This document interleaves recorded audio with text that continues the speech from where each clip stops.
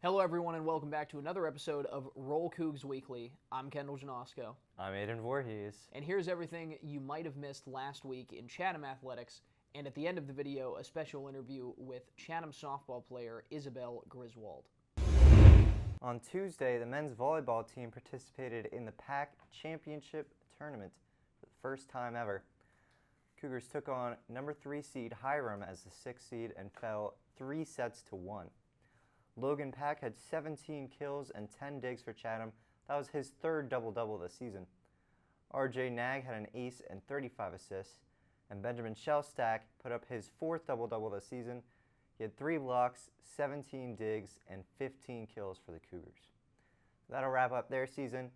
Men's volleyball finishes 7-14 overall and 4-8 in conference play. On Wednesday, April 9th, the Chatham Cougar softball team took on Penn State Beaver, winning Game 1 3-2. Irene Martin went 2 for 4 with 1 double and 1 stolen base. Kayleen Garcia went 1 for 3 with 1 stolen base.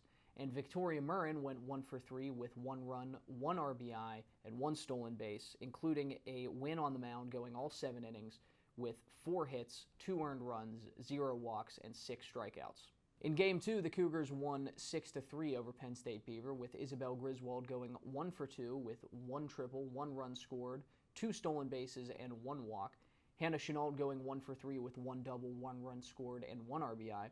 Victoria Murrin going 1 for 3 with 1 double, 1 run scored, and 2 RBIs. And Josie Underdonk going 7 innings, getting the win on the bump with 5 hits, 3 runs, 2 earned runs, 0 walks, and 4 strikeouts. Then on Saturday, April 12th, the Chatham softball team had their first game against Waynesburg, losing 8-1, with Chelsea Stabile going 2 for 3 with 1 double and 1 run, Anna Borst going 1 for 3, and Olivia Harris going 1 for 2 with 1 RBI. In Game 2, Chatham won 6-1 over Waynesburg, with Josie Underdonk going 3 for 4 with 1 double, 1 run, and 1 RBI, as well as going 7 innings pitched with 7 hits, 1 earned run, and 0 walks. Hannah Chenault went 2 for 3 with 1 double and 1 run scored with an RBI, and Irene Martin went 1 for 3 with 1 hit, 1 run, and 1 RBI. The Chatham softball record at the end of the week is 3-9 in the PAC, with an overall record of 11-21. Baseball team played a doubleheader at Hilbert on Saturday. First game, they were defeated 5-3 by the Hawks. Angelo DeLeonardis had 3 hits in that game and stole a base. Jake Bradle was 1 for 2 with an RBI and walked. Devin Fluman scored a run, drove in a run, walked twice, and was hit by a pitch. Pitching for Chatham was Gianni Cantini. He went 2 innings, gave up no earned runs on 1 hit and struck out 4, and Cole Maley had a scoreless inning on the mound for Chatham. In Game 2, the Cougars were defeated by Hilbert 9-3. Caden Leck was 1 for 3 at the plate with a double and drove in 2. Peter Tadich was 1 for 3 with a double, and Dominic Obicunis went 1 for 2, scored a run, and walked. Baseball remains 4-6 in the conference, and they are now 12-16 overall. On Wednesday, April 9th, the men's lacrosse team played against Allegheny, winning 24-7.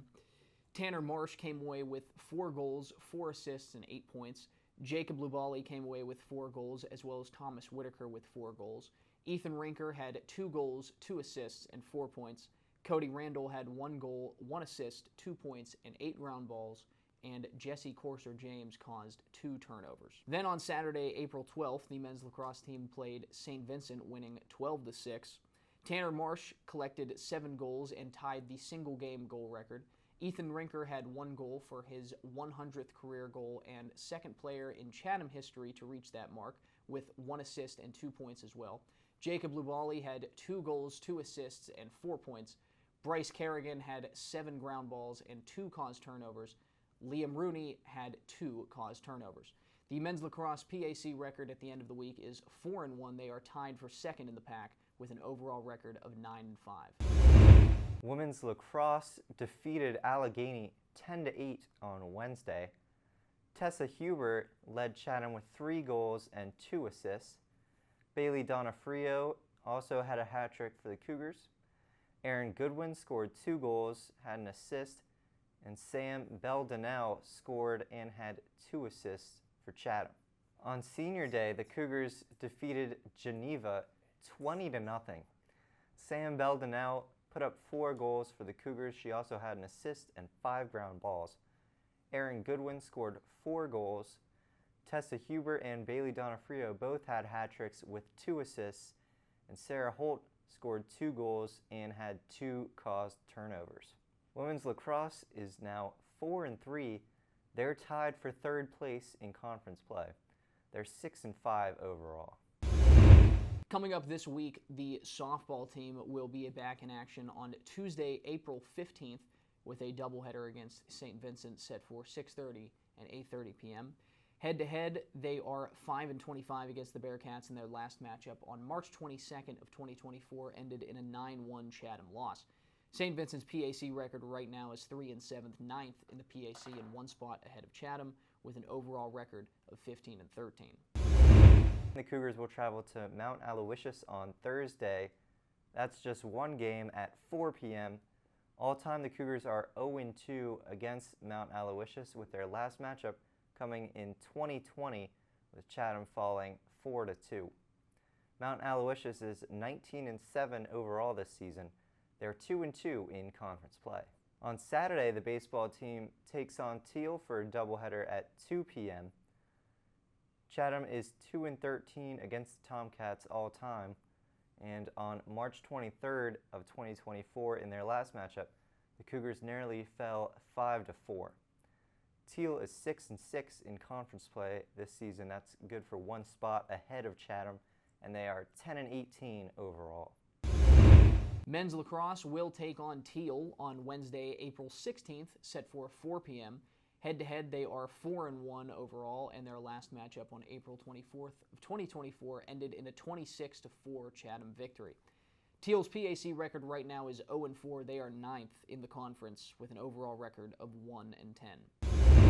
Women's lacrosse will also take on Teal on Wednesday. That's going to be a 7 p.m. matchup at Teal. All time, the Cougars are 4-4 in women's lacrosse against the Tomcats, and in their last matchup, they narrowly defeated them 9-8. Teal is 4-2, and they're tied for 3rd place in the pack with Chatham. They're 10-2 overall in the season. Then on Saturday, women's lacrosse will travel to Marymount. That'll be a 12 p.m. start time.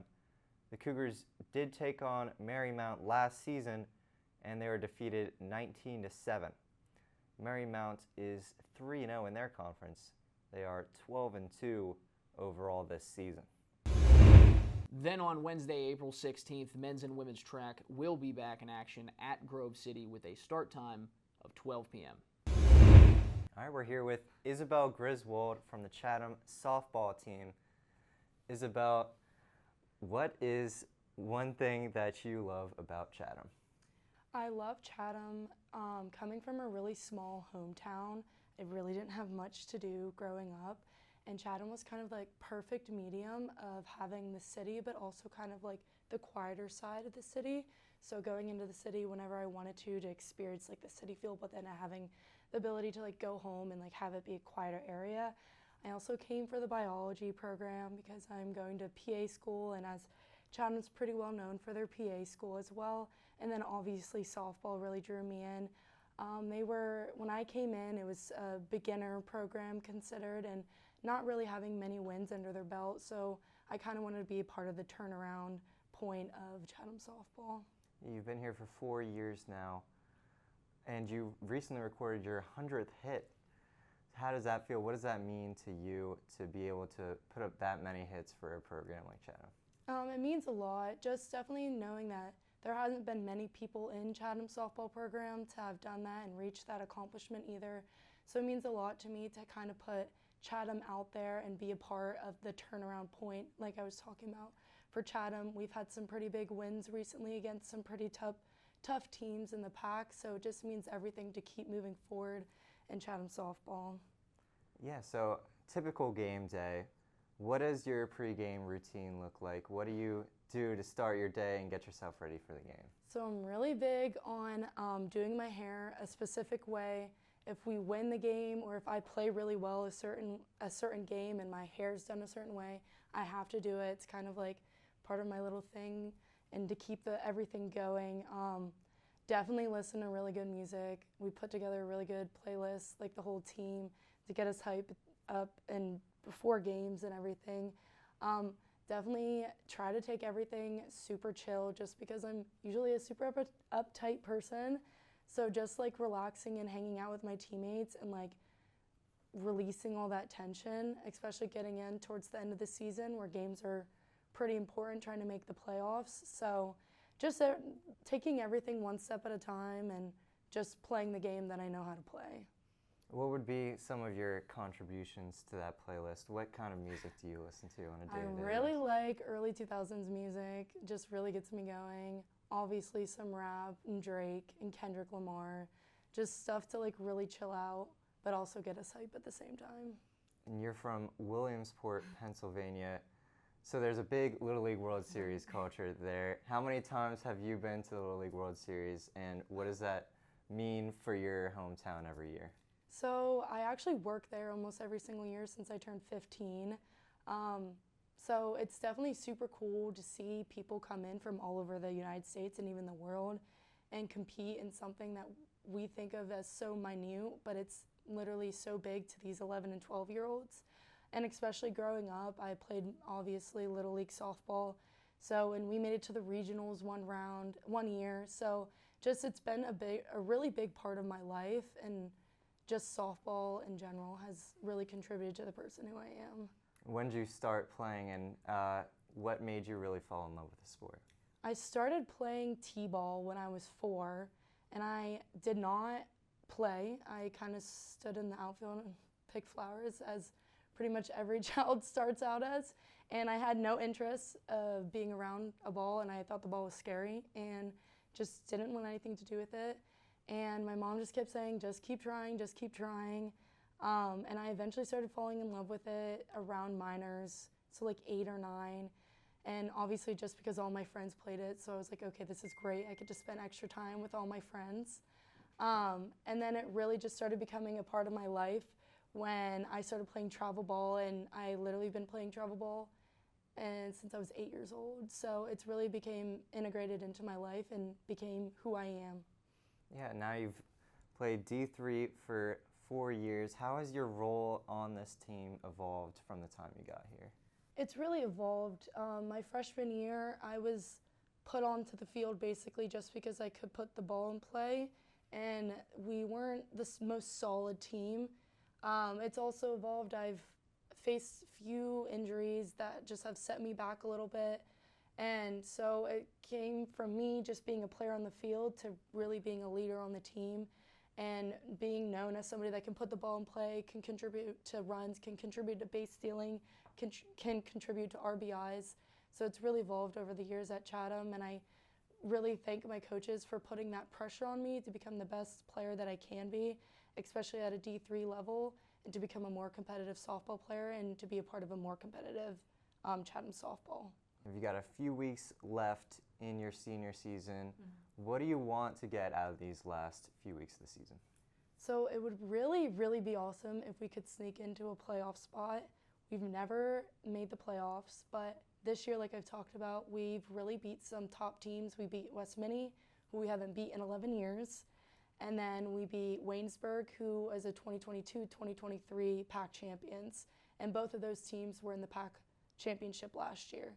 So these are really big wins, and if we continue this moving forward of beating these teams and continue to put up really good fights against really good teams, I think that we really have a chance of making it to the playoffs this year and sneaking to that 6th spot.